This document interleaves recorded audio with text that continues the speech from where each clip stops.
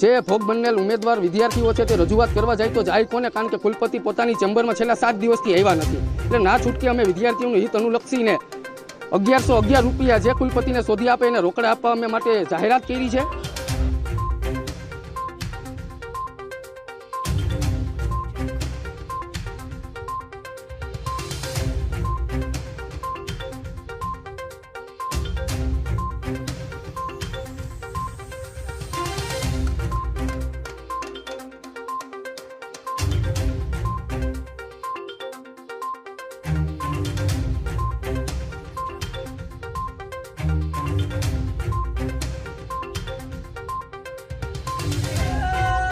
कुलपति